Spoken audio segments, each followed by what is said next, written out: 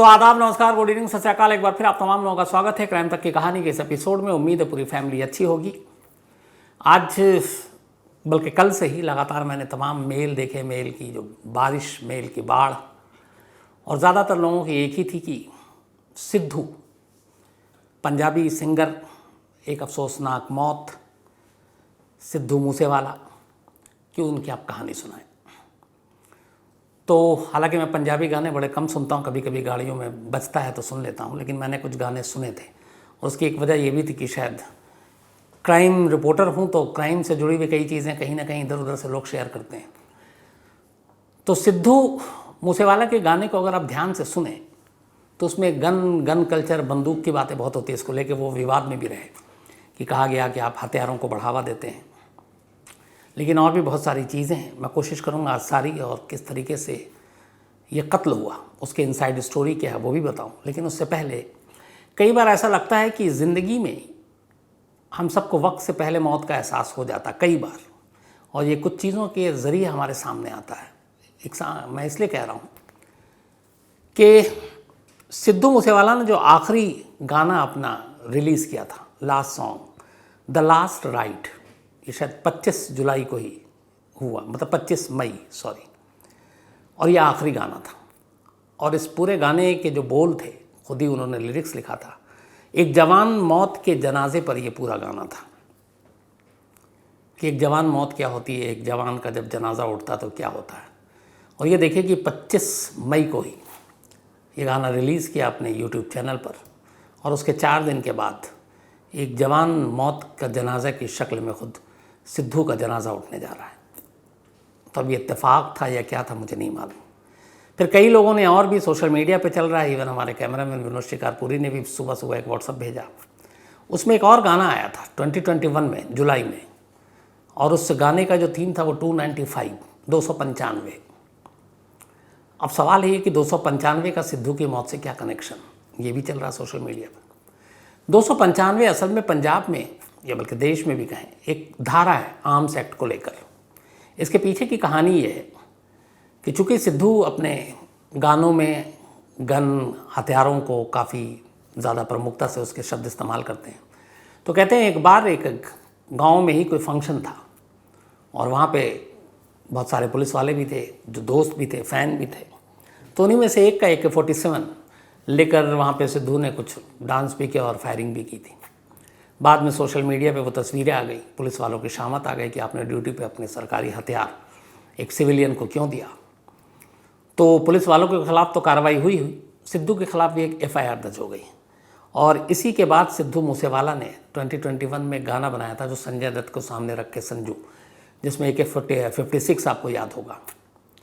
तो वो गाना था, कायदे से पंजाब में एक चीज़ बड़ा कॉमन है, पंजाब के लोग जब लड़ाई करते हैं तो जो बातें करते हैं आपस में, तो वो बातें या गाली गलौज से ज़्यादा उनके मुंह से धाराएँ निकलती हैं। 26 लगा देंगे, 70 लगा देंगे, मतलब जितनी सेक्शन है IPC की, मुझे लगता है इस पूरे देश में अगर सबसे ज़्यादा किसी को याद हो, आम बोलचाल में, छोटे मोटे मारपीट में, लड़ाई में, झगड़े में, सर फूटने में, हाथ पैर तोड़ने में कौन सा सेक्शन लगता है, वहाँ हर शख्स जानता है। और झगड़े में इसका जिक्र भी करते हैं कि अच्छा तू मुझे ये लगाएगा, मैं तुझे ये लगा दूंगा। तो वो धारे के ज़रिए बात करते हैं।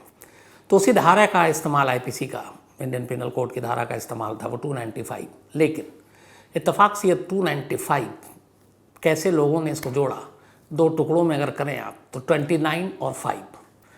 29 को मंथ के तारीख से जोड़ा और 5 को मंथ से जोड़ा।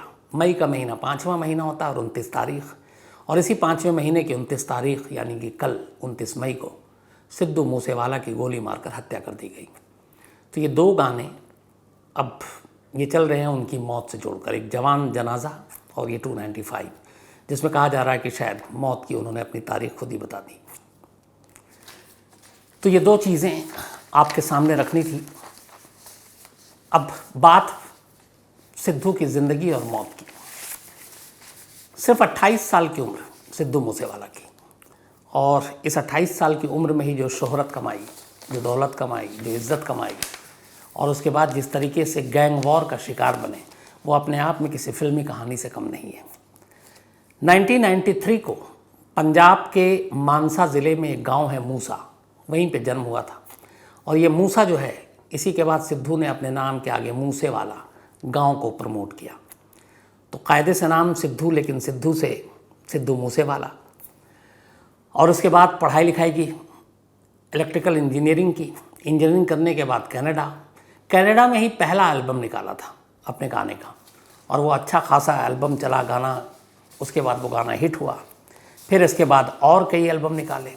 धीरे धीरे पंजाबी सिंगर की जगह पे उनकी एक मकाम उनका बनता गया, और सिद्धू एक न सिर्फ पंजाबी सिंगर के तौर पर बल्कि इंडिया में हर जगह पे एक फेमस हो गए। फिल्म इंडस्ट्री से लेके सब कुछ, सभी कोई जानने लगे। इसके बाद उनके बहुत सारे एल्बम आए, गाने चले, यूट्यूब पे करोड़ों करोड़ों व्यूज़। इन सब के साथ ज़िंदगी सब कुछ ठीक चल रही थी। उम्र सिर्फ 28 साल की थी।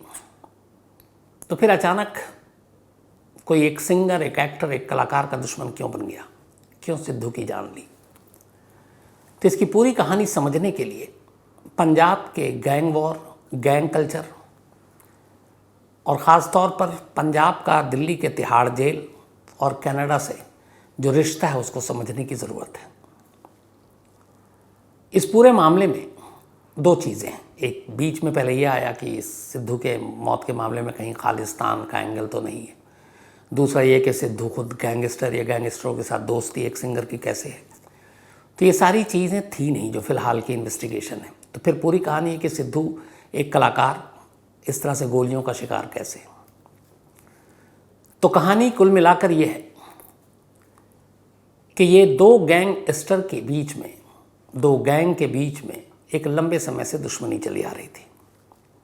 और ये दो गैंग हैं, लॉरेंस बिश्नोई और उनके साथ एक जो है वो गोल्डी बरार, लॉरेंस का ही दोस्त है। लेकिन एक दूसरा गैंग है, देवेंद्र बांभिया।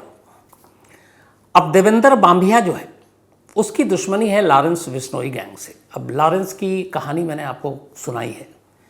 लॉरेंस बिश्नोई एक गैंगस्टर, इस वक्त पंजाब और बल्कि कहें तो हम पूरे नॉर्थ इंडिया का सबसे बड़े गैंगस्टर में से एक में उसका नाम आता है। पंजाब का रहने वाला और पंजाब के फिरोजपुर में पैदा हुआ। बिश्नोई जाति, ये जो लोग होते हैं ये ज़्यादातर राजस्थान में होते हैं, लेकिन लॉरेंस बिश्नोई के फैमिली जो है वो माइग्रेट करके पंजाब पहुंच गए। पंजाब यूनिवर्सिटी से बाकायदा पढ़ाई की लॉरेंस बिश्नोई ने, और वहाँ स्टूडेंट्स यूनियन के पॉलिटिक्स में भी रहा, चुनाव लड़ा। लेकिन बीए फाइनल ईयर बल्कि फर्स्ट ईयर में ही एग्ज़ाम देते हुए एक बार नकल करते हुए पकड़ा गया। कहते हैं जब एग्ज़ामिनर ने पकड़ा तो आंसर शीट और वो फर्रा जो हाथ में आ जाए वो, इसलिए सेकंड या फर्स्ट फ्लोर पे एग्ज़ाम चल रहा था, वो खिड़की से कूद गया आंसर शीट लेकर। उसके बाद फिर उसने कुछ क्राइम किया, पकड़ा गया, लेकिन जेल जाने के बाद भी उसे लगा ग्रेजुएशन करनी है, तो वो दोबारा फिर आया एग्ज़ाम देने के लिए। और उसने बीए को 3 बार अटेम्प्ट, एक बार तो जेल से हथकड़ी में आया, लेकिन तीनों अटेम्प्ट में वो बीए क्लियर नहीं कर पाया। फिर उसकी गलत लोगों से दोस्ती हुई, सोहबत में पड़ा, और धीरे धीरे वो एक गैंगस्टर बनता गया। 2 दर्जन से ज़्यादा, करीब 20-30 से ज़्यादा उसके ऊपर कत्ल, रंगदारी, एक्सटॉर्शन, किडनैपिंग, ये सारे मामले उसके ऊपर दर्ज हैं। पंजाब में जितने ये सिंगर हैं पंजाबी या फिर बिजनेसमैन हैं, इन तमाम लोगों से कहते हैं कि वो उगाही करता है करोड़ों रुपए की। उसका अपना गैंग है, लेकिन कुछ मामलों में वो पकड़ा गया और अभी इस वक्त लॉरेंस बिश्नोई दिल्ली की तिहाड़ जेल के जेल नंबर 8 में बंद है। और उसी का एक दोस्त है काला जठेड़ी, जो सुशील कुमार पहलवान का कत्ल हुआ था उस वक्त वो स्पेशल सेल ने उसे पकड़ा था। तो काला जठेड़ी उसी के गैंग का है। लेकिन उनमें एक और नाम है, गोल्डी बरार, जो लॉरेंस बिश्नोई का ख़ास आदमी है, लेकिन ये थोड़ा दूसरा है। ये भी पंजाब का रहने वाला गोल्डी बरार, पंजाब के एक अच्छे परिवार से, लेकिन फिर ये चला गया कनाडा, और कनाडा जाने के बाद वो एक तरह से कनाडा का गैंगस्टर बन गया। लेकिन पंजाब में इसके अपने गैंग के भी साथी थे, क्योंकि जुर्म की दुनिया में ये पहले से था। इस दौरान में लॉरेंस बिश्नोई से भी इसकी दोस्ती हुई, उसके गैंग की दोस्ती हुई। अब पंजाब का एक गैंगस्टर कनाडा में और एक दिल्ली में लॉरेंस बिश्नोई, वो कभी तिहाड़ कभी बाहर, ये दोनों मिलकर पंजाब में उगाही करने लगे। ख़ासतौर पर इनके निशाने पर होते वो लोग जो स्टार होते, पैसे कमाते। और पंजाब का आपको पता है, पंजाबी गाना, पंजाबी रैप, पंजाबी सिंगर बहुत बड़ी तादाद में हमारे सामने आते हैं और अच्छा खासा कम वक्त में खूब पैसे कमाते हैं। तो ऐसे पंजाबी सिंगर और रैपर के ऊपर भी इन गैंगस्टर की नज़र होती है और वो उनसे प्रोटेक्शन मनी के तौर पे पैसे मांगते हैं। तो शुरुआत में सिद्धू मूसेवाला से भी पैसे मांगे गए। सिद्धू मूसेवाला ने साफ देने से मना कर दिया, लेकिन फिर भी ठीक चल रहा था। फिर धमकियाँ आनी शुरू हुई, फिर उधर गोल्डी से भी धमकियाँ आनी। फिर इसने भी कहा कि मैं भी अपने गन हमेशा लोड रखता हूँ। अब जो आदमी गाने में ही गन कल्चर और गन की बात कर रहा है तो उसकी ज़ुबान पे भी ये बातें होती हैं। तो मूसेवाला इन धमकियों से कभी डरा नहीं। धीरे धीरे वक्त बीता, लेकिन सब कुछ ठीक चल रहा था। हालांकि कुछ उसने अपने सिक्योरिटी गार्ड भी रखे हुए थे, लेकिन हालात बदले 2020 के बाद से ही। एक तो एक्सटॉर्शन देने से मना करने की सारी बातें थी ही थी, लेकिन इसके बाद 2021 में एक अकाली नेता और लॉरेंस बिश्नोई का एक खास, जिसका कत्ल हो गया मोहाली में, 2021 की बात है। तो लॉरेंस बिश्नोई का एक खास और अकाली के साथ, पार्टी के साथ कनेक्शन, उसका कत्ल कर दिया गया। इस कत्ल के बाद जब जांच हुई तो उसमें पता चला कि इस कत्ल के पीछे जिस शख्स का हाथ है उनमें से एक सिद्धू मूसेवाले का मैनेजर है। तो शुरुआत हुई इन दोनों के बीच जो दुश्मनी की, सबसे गहरी दुश्मनी की, वो 2021 में। अकाली नेता और लॉरेंस बिश्नोई के करीबी, जिनका नाम था विक्की मिद्दू खेड़ा। विक्की मिद्दू खेड़ा की 8 अगस्त 2021 को मोहाली में हत्या कर दी गई। अब तब तक कुछ मालूम नहीं था कि हत्या क्यों हुई, लेकिन पुलिस की तफ्तीश हुई। एक शख्स था जिसका नाम था शाहरुख, ये लॉरेंस बिश्नोई के लिए काम करता था। इसने पुलिस को स्टेटमेंट दिया कि इस कत्ल के पीछे सिद्धू मूसेवाला के जो मैनेजर है शगनप्रीत, उसका हाथ है। अब ये खुलासा पहली बार आया कि एक पंजाबी सिंगर का मैनेजर और एक कत्ल में शामिल, वो भी लॉरेंस बिश्नोई गैंग के करीबी एक शख्स का, अब जो नेता भी है। ये बात पुलिस को पता चली, लेकिन पुलिस को सबूत में कुछ इससे पहले कि मिलता है वो शगनप्रीत तक पहुंचते, सिद्धू का मैनेजर शगनप्रीत इंडिया छोड़कर ऑस्ट्रेलिया भाग गया। बात अब तक भी कुछ नहीं थी, लेकिन फिर थोड़े वक्त के बाद पता चला कि शगनप्रीत, लॉरेंस बिश्नोई और उसके गैंग को एहसास हुआ कि शगनप्रीत यानी अपने मैनेजर को ऑस्ट्रेलिया भगाने में इंडिया से सिद्धू मूसेवाला ने उसकी मदद की है। जब ये बात पता चली तो फिर सीधे सीधे लॉरेंस बिश्नोई ने इसको अपने ऊपर दुश्मनी के तौर पर ले ली कि हमारे जो ख़ास आदमी हैं उसके कातिल को सिद्धू ने पनाह दिया और उसे देश से भगा दिया। हालांकि इस बात के कोई सबूत नहीं है कि सिद्धू मूसेवाला ने ही शगनप्रीत को इंडिया से भगाया था, लेकिन ये पहली चीज़ थी। इसी बीच में एक एल्बम आया था, एक और गाना था सिद्धू मूसेवाले का, और उस गाने का नाम था बम्बिहा बोले। यूट्यूब पर भी अगर आप देखें तो करोड़ों में इसके व्यूज़ हैं। और बम्बिहा बोले ये गाना, अब जब बम्बिहा बोले गाना आया तो इसको भी लॉरेंस बिश्नोई ने ऐसे ले लिया कि ये हमारा जो राइवल गैंग है ये उसको हीरो के तौर पर एक गाने के ज़रिए पेश कर रहा है। अब बम्बिहा बोले एल्बम का नाम था, और इत्तेफाक कहिए या बदकिस्मती कहिए कि लॉरेंस बिश्नोई गैंग की दुश्मनी जिस गैंग से सबसे ज़्यादा थी, 36 का आंकड़ा था, उसका नाम देवेंद्र बम्बिहा था। तो गाना बम्बिहा बोले और एल्बम का नाम सिद्धू मूसेवाला का कि देवेंद्र बम्बिहा के ऊपर। तो ये चीज़ को लॉरेंस बिश्नोई लगा कि ये देवेंद्र बम्बिहा के करीबी है, और देवेंद्र बम्बिहा और लॉरेंस बिश्नोई में 36 का आंकड़ा, तो जो जिसका करीब वो दूसरे का दुश्मन। यही बात लॉरेंस बिश्नोई को भी लग गई।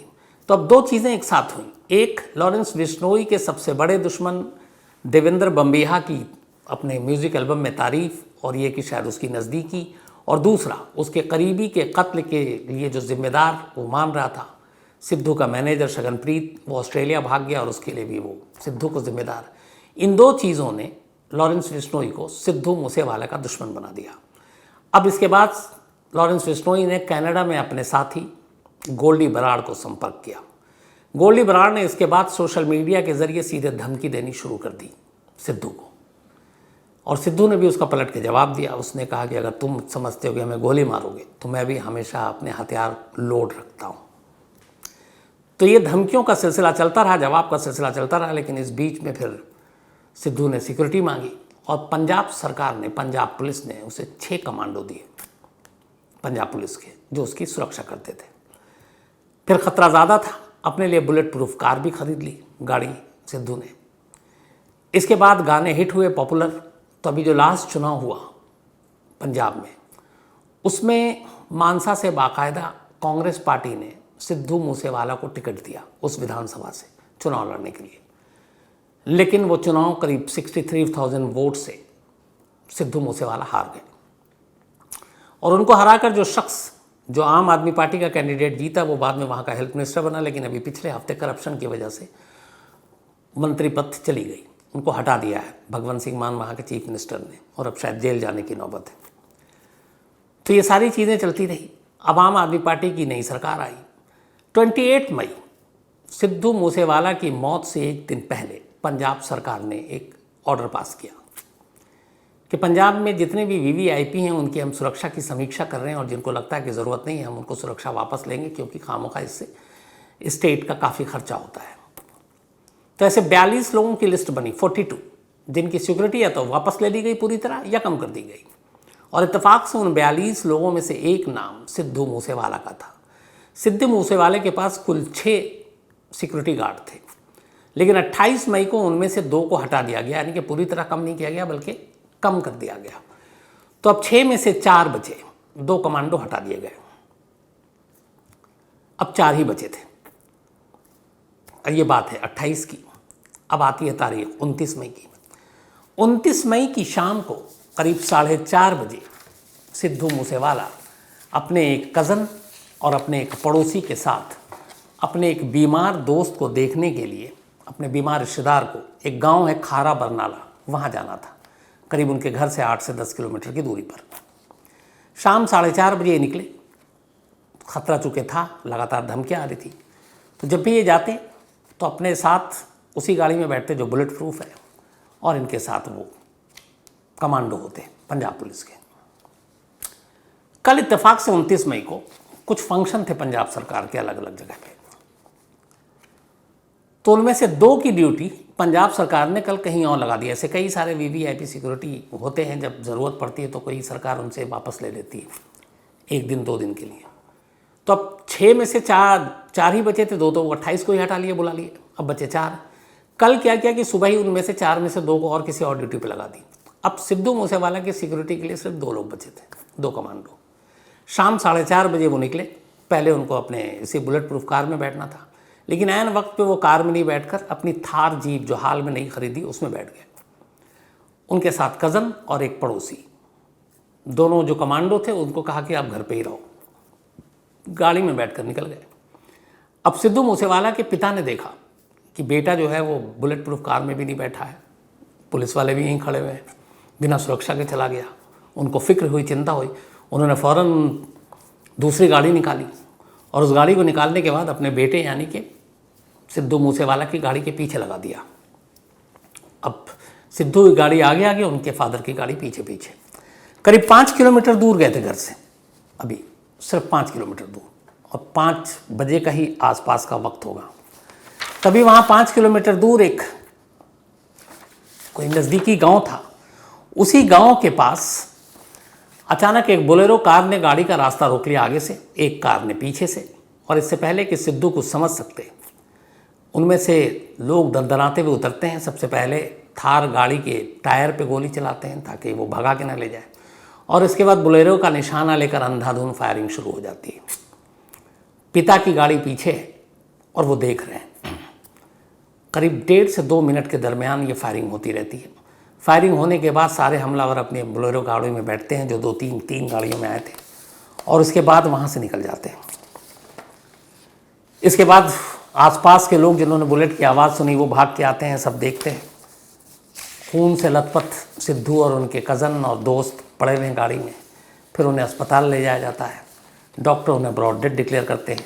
जो बाकी 2 थे उनकी जान अभी बची है, और दोनों हालांकि उनकी हालत नाजुक है, तो ऑपरेशन हो चुका है, लेकिन सिद्धू की मौत हो गई। इसके बाद पुलिस की टीम पहुंचती है। जिस जगह पे गोलीबारी हुई उस जगह पे से उन्होंने खोखे उठाए, बुलेट के जो चली है। करीब 30 खाली खोखे मिले, जिससे अंदाज़ा हुआ कि 30 गोलियां चली हैं। और ये गोलियां जो थी वो 3 अलग अलग गन्स के थे। लेकिन पुलिस अभी अपनी पूरी मेहनत करके इस केस को सुलझाने की कोशिश करती। उससे पहले ही पुलिस का काम आसान कर दिया एक सोशल मीडिया पे आए मैसेज ने।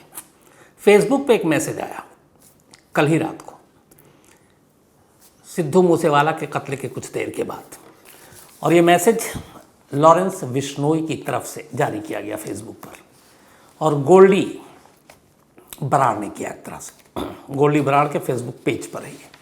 और इस मैसेज में जो लिखा है मैं आपको हूबहू वही पढ़कर सुनाता हूँ। राम राम भाई सबको। आज जो सिद्धू मूसेवाला का काम हुआ है उसकी जिम्मेदारी मैं और मेरा भाई गोल्डी बराड़ लेते हैं। आज लोग हमें जो भी कहें, लेकिन इसने हमारे भाई विक्की मिड्डू खेड़ा की हत्या में मदद की थी। आज हमने अपने भाई का बदला ले लिया है। मैंने इसे जयपुर से कॉल करके कहा था कि तुमने गलत किया है। इसने मुझे कहा था कि मुझे किसी की परवाह नहीं, तुमको जो कर सकते हो कर लो, मैं भी हथियार लोड करके रखता हूँ। और आज हमने अपने भाई विकी का इंसाफ ले लिया है। ये तो अभी शुरुआत है। जो भी इस कत्ल में शामिल थे वो तैयार रहें, और जो मीडिया कह रहा है कि AK-47 से फायरिंग हुई है वो बिल्कुल गलत है। फेक न्यूज़ ना चलाएं। आज हमने सबके भ्रम को दूर कर दिए हैं। जय बलकारी। ये मैसेज फेसबुक पर आया। अब इसमें क्लियर है कि इसमें जो बिश्नोई है, लॉरेंस बिश्नोई और गोल्डी बराड़, इन्होंने जिम्मेदारी ली है। अब पंजाब पुलिस ने इसी के बाद जांच अपनी आगे बढ़ाई। जो शूटर थे उनको अलग अलग जगहों पे छापा डालकर पकड़ने की कोशिश की जा रही है। कुछ के उत्तराखंड से भी उठाया गया है, कुछ पंजाब में अलग अलग जगहों से। और पुलिस का यही मानना है कि सिद्धू मूसेवाले के कत्ल दो गैंग के बीच की लड़ाई और एक गैंग के करीबी के कत्ल में सिद्धू मूसेवाले के जो मैनेजर हैं उसका हाथ होना और फिर उसका ऑस्ट्रेलिया भागना, यही मोटिव है। और यही चीज़ मैसेज में लिखा है। अब जब तक ये लोग पकड़ाते नहीं हैं तब तक पूरी कहानी जो है वो सामने नहीं आएगी। कुछ टीमें लॉरेंस बिश्नोई से तिहाड़ में भी बात करने वाले हैं, लेकिन हैरानी इस बात की है कि तिहाड़ जैसे जेल में भी इससे पहले कितनी बार बोल चुका हूँ कि लॉरेंस बिश्नोई बंद है और भी गैंगस्टर बंद हैं, लेकिन जेल से अंदर से अपना सारा धंधा चलाते हैं, इशारा देते हैं, कत्ल करने का सुपारी निकालते हैं। कैसे? मैन टू मैन कांटेक्ट तो कम ही होता है। तो फिर मोबाइल और ये सारी चीज़ें, इसका मतलब है कि जेल के अंदर इन लोगों को वो सारी सुविधाएं मिलती हैं। इसी वजह से इनकी दुकान चलती है, लोगों की जान जाती है। तो इसके बारे में भी एजेंसियों को और बाकी इन्वेस्टिगेटिव जो टीमें हैं उनको देखना चाहिए। और तिहाड़ में अगर लॉरेंस बिश्नोई के कुछ स्टाफ इस तरह से मदद कर रहे हैं वो भी देखना चाहिए। और दूसरा, कनाडा में बैठा गोल्डी बराड़, जिसको न मालूम कितने मामलों में वो वांटेड है यहाँ पे। अभी पिछले महीने ही एक अदालत ने पंजाब की उसके खिलाफ नॉन बेलेबल वारंट इशू किया है। अब देखिए वो कब हाथ आता है। कुल मिलाकर एक अफसोसनाक कत्ल, एक सिंगर जिसकी उम्र सिर्फ 28 साल, और इस तरह से उसकी जान ली गई। सिद्धू मूसेवाला ने सिर्फ कुछ ही वक्त में इतने सारे गाने गाकर जो पॉपुलैरिटी हासिल की है, उसमें से जो उनके गाने ख़ास तौर पर बहुत सारे लोगों ने पूछा भी था मेल करके कि कौन कौन से क्या गाने। तो जो पहचान मिली थी वो 2017 में एक गाना आया था उनका, सो हाई, और इस सो हाई गाने से ही पहली बार पॉपुलैरिटी मिली। कहते करीब 50 करोड़ यूट्यूब पे व्यूज़ थे या उससे ज़्यादा ही। इसके अलावा टोचन एक दूसरा एल्बम आया, गाना आया। फिर जड़ दा मुकाबला, ये भी गाना काफ़ी हिट रहा। देन 2222 ये गाना भी काफ़ी हिट रहा। फिर आया जेलान, और ये भी हिट रहा। बम्बिहा बोले, जो मैंने आपको कहा कि वो जितेंद्र बम्बिहा, जो एक गैंगस्टर जिसकी वजह से लॉरेंस बिश्नोई की लड़ाई, तो वो बम्बिहा बोले को उसने समझा कि उसको हीरो बना रहे हैं। इसके अलावा bad fellow, then legend, then devil, ये वो सारे गाने हैं जो हिट रहे। फिल्म इंडस्ट्री के जितने बड़े बड़े सिंगर हैं, जो एक्टर हैं, इवन अजय देवगन से लेके कपिल शर्मा और बाकी लोग और जितने सिंगर, उन सभी ने अफसोस जताया और वो सभी कहने की शौक़ हैं कि इस तरीके से हुआ है। अब पंजाब में इसके बाद ये उठ रहा है कि क्या गैंग वॉर और गैंगस्टर एक बार फिर से सर उठाने लगा है। तो ये सारी चीज़ें हैं, लेकिन जो भी हो, जो हुआ अच्छा नहीं हुआ। तो ये थी कहानी आज सिद्धू मूसेवाला के कत्ल की, उनकी ज़िंदगी की। अब कहानी ख़त्म करूं उससे पहले अपना वही सिलसिला आज, बल्कि हाँ पहले मैं सिलसिला उल्टा कर देता हूँ। आज बहुत सारे लोगों ने आज ये कहानी सुनने की फरमाइश की थी और सभी का ये कहना था। उसके बाद मुझे भी एहसास हुआ कि पंजाबी सॉन्ग, पंजाबी गाने, पंजाबी सिंगर कितने पॉपुलर हैं हमारे देश विदेश में। लॉस एंजलिस से सीमा जी और संजीव जी, इन्होंने ख़ास तौर पर मुझे मैसेज करके कहा था कि हम पूरा सिद्धू मूसेवाले के बारे में जानना चाहते हैं, इनकी कहानी सुनाएं। और ये दोनों बड़े अच्छे इंसान हैं लॉस एंजलिस में। तो थैंक यू सीमा जी और थैंक यू संजीव जी, आप लोगों के प्यार के लिए और आप लोगों ने जो कुछ किया। इसके अलावा डोला घोष, मुदस्सिर अंसारी, अनिरुद्ध सिंह गोहिल, इसके अलावा रोशिल नायक, देन अर्चिल पांडे, नाइमा मलिक, प्रीति दास, अभय झा, प्रियांशु त्रिपाठी, शिवांश देसवाल, शादाब तंबोली, वर्तिका मालवीय, ये एक रेडियो अनाउंसर हैं वाराणसी में और जल्दी कभी मुलाकात होगी वर्तिका, थैंक यू। इसके अलावा गजेंद्र सिंह गहलोत, कुछ मिलिट्री जो पैरामिलिट्री फोर्सेज है उसकी पेंशन को लेके मैं गहलोत साहब इसकी पूरी जानकारी लेके आप तक आऊँगा और फिर बताऊँगा भी। अभिषेक दुबे, इसके अलावा साहिब खान, प्रत्यूष नेपाल, इन सब ने भी लिखा। इनमें से ज़्यादातर लोगों ने सिद्धू की कहानी की फरमाइश की थी। आज हर्ष कुमार का जन्मदिन है तो हैप्पी बर्थडे हर्ष। और कार्तिका कुमारी ने भेजा एमपी से। इसके अलावा भोलू जुंजा, इनका भी आज जन्मदिन है तो हैप्पी बर्थडे भोलू। दिनेश भाई शाह, इनका भी बर्थडे है लेकिन कल है तो एडवांस में हैप्पी बर्थडे दिनेश भाई शाह साहब। और ईशान शाह के पिता हैं ये। रौनक जहां, इनका भी जन्मदिन है तो हैप्पी बर्थडे रौनक। और मोहम्मद सुभान खान अबू धाबी से, वैसे धनबाद के रहने वाले, उनकी बिटिया है। इसके अलावा प्रमेश कुमावत, इनका भी जन्मदिन है तो हैप्पी बर्थडे प्रमेश। मनप्रीत कौर, इनका भी जन्मदिन है, हैप्पी बर्थडे मनप्रीत जी। और हरबंस सिंह ने भेजा है, इनकी वाइफ हैं लुधियाना से। Gaurav Patel, happy birthday. और रितेश पटेल ने भेजा है। इसके अलावा नीवा, इनका 28 को था तो रिलेटेड हैप्पी बर्थडे नीवा। और नरेश पाल, इनकी बिटिया है ये। शाहरुख अंसारी, 29 को इनका भी था तो रिलेटेड हैप्पी बर्थडे। इसके अलावा जीविका रोमावत, बल्कि रमावत, इनका भी जन्मदिन है तो हैप्पी बर्थडे जीविका। और जितेंद्र रमावत ने भेजा, उनकी बिटिया है ये। अनीता जी की भी जन्मदिन है तो हैप्पी बर्थडे अनीता। और अंकेश गंगवाल ने भेजा है, बल्कि 29 को इनका था बिलेटेड। और रश्मि, इनका भी आज बर्थडे है तो हैप्पी बर्थडे रश्मि। साथ ही माला देवी और राहुल पासवान, इनकी एनिवर्सरी है, आप दोनों को बहुत बहुत बधाई। और ऋषिकेश कुमार ने भेजा है। गामा और आशा, इनकी भी एनिवर्सरी है, आप दोनों की बधाई। राहुल यादव ने भेजा है। इसके अलावा मीनू देवी और मनीष प्रसाद, इनकी भी एनिवर्सरी है, अमित प्रसाद ने भेजा है, तो आप लोगों को भी बहुत बहुत बधाई।